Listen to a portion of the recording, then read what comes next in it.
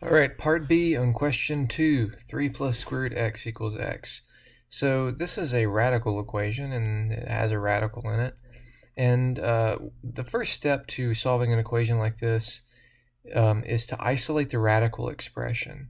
So the radical expression is just this, and so I want to get it by itself.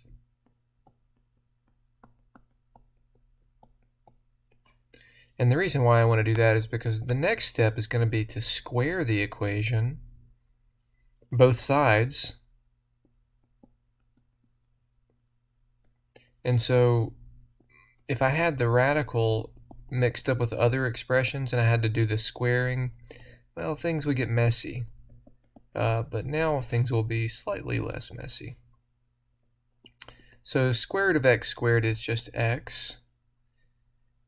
Keep in mind too that I didn't say this at the beginning, but keep in mind that because we have this radical expression, that whatever answers we get, x has got to be greater than or equal to 0, because you cannot have a negative radicand.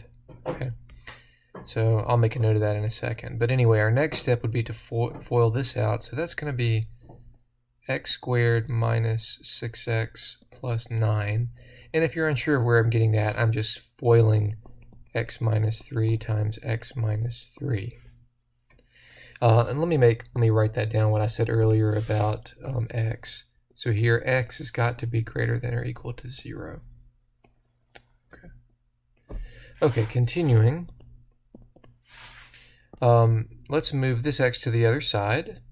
And so now we have x squared minus 7x plus 9. And we've got a little quadratic. So we can try to factor it. I don't think it does factor. It does not factor, so that's not going to work. So we'll go to the quadratic formula. So the quadratic formula says negative b, that's positive, so negative b plus or minus square root b squared minus 4ac over 2a.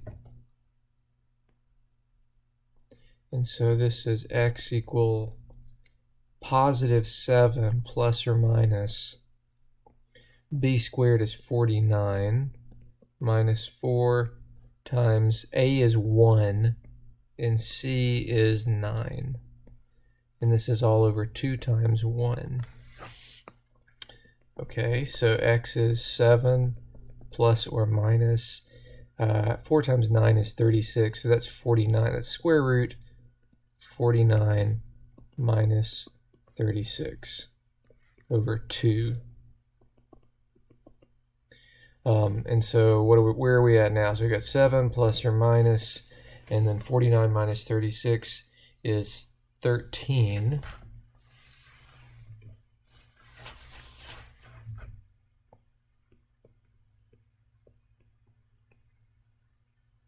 Okay, so let's take a moment just to check the validity of our answers. Square root 13. Now, if I really want to, get an accurate. Sorry, I dropped my calculator. An accurate value for this.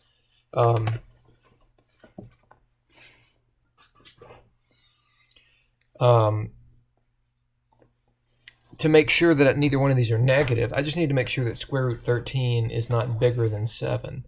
Now, if you think about it for a second, you should realize that it's not, because square root 13 is, the square root of 16 is 4, and the square root of 13 is less than that. So this is not going to be bigger than 7. And the reason I care about that is because that means that neither one of these answers is bad. So both of these answers are allowed. So we have two solutions for this, x equals 7 plus and x equals 7 minus square root 13. All right, let's move along. So our next example is a linear equation. We're just going to start this by, first thing I'm going to do is distribute this negative. So that's 6 minus 2x plus 3. And then I'm going to collect my like terms. So I'll move this 2x to the left-hand side. And so then I have 2x plus 2x.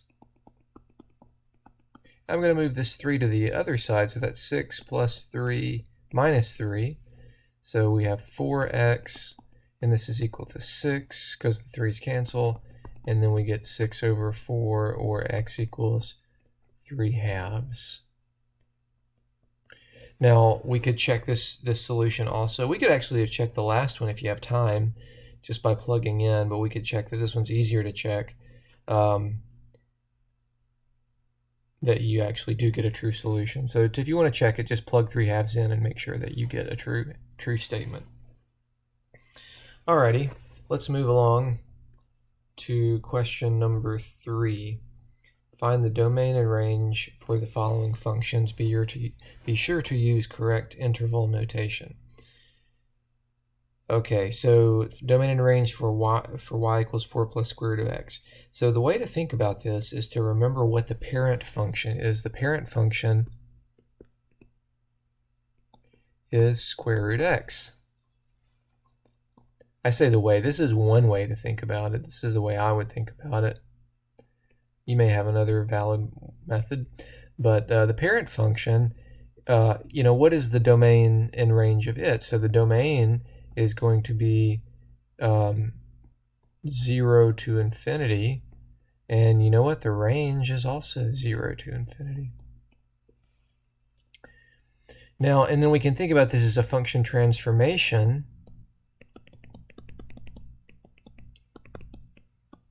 So it's just square root of x moved vertically upwards, shifted up. So in terms of the graph, let's put that in a different color.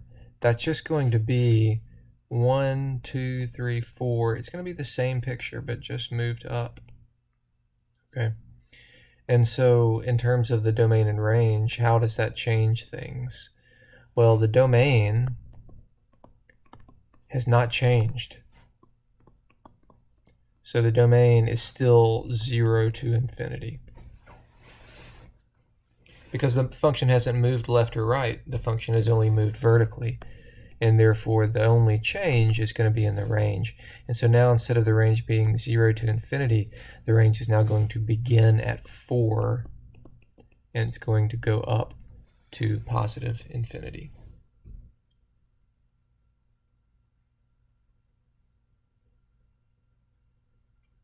So that's how I would approach this in terms of a transformation.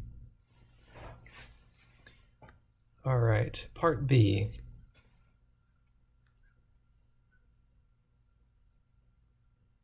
Find the domain and range of the function defined in the graph below. Bold points have integer coordinates unless otherwise noted. So integer coordinates just means that, say for example, this point is not on like 9.1 or something, it's right on 9.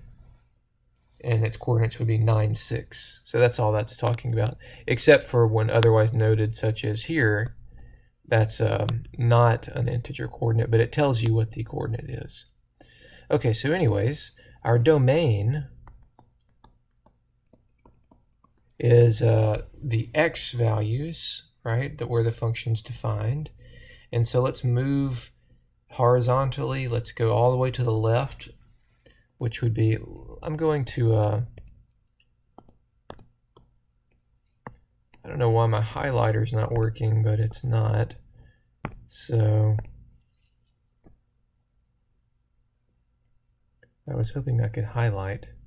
I cannot highlight. All right, I'll give that up. The domain begins here, and I'm just going to kind of shade over it. Continues, goes down here, there's no hole. We're basically looking for holes. And then right here, I actually do have a hole, but that hole is filled up here. So even though there's a hole on this portion, as far as the function is concerned in the domain, and we're talking about the domain, so the left, right, so there is no gap here. So that actually is still filled in. And that's filled in, that's filled in, that's filled in, that's all filled in. And then again, I have the same situation where I have like a hole right here, but then that hole is filled in. So everything's filled in. So look at that red line, and that squiggly red line has no holes in it. That was representing my domain. And it began over here at -3, that's with a bracket, and it goes all the way up to 9, also with a bracket. Because all of those, everything between -3 and +9 is included as far as something you could put any of those numbers into the function and get an output. Now when we go to the range, let's use a different color for the range. Things are maybe going to be different. So for the range, we're going to be looking vertically, and I'm going to start at the lowest point of the graph, which is here, and that corresponds, so here I actually have to look at the coordinate because it looks like it might be 4. It's actually not. That's -4.14. So my range is going to begin inclusively here at -4.14.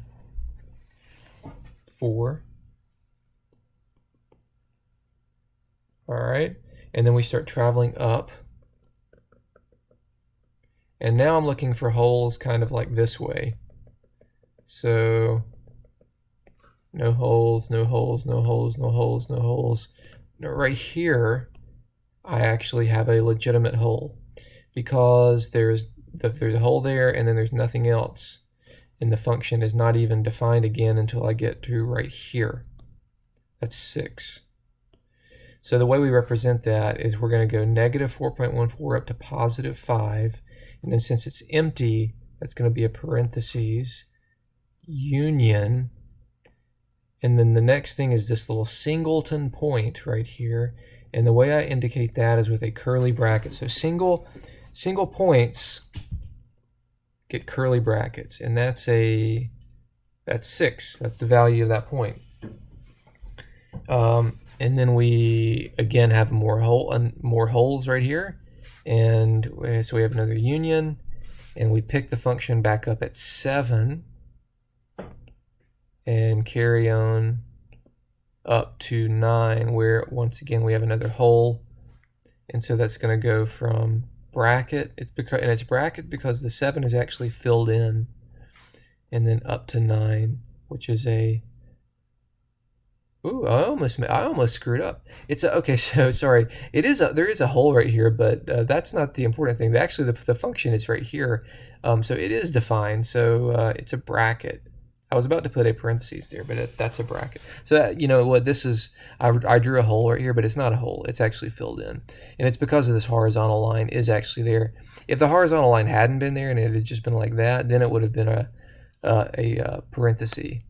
Okay, so that's a nice one. So there's our range, this kind of crazy looking set.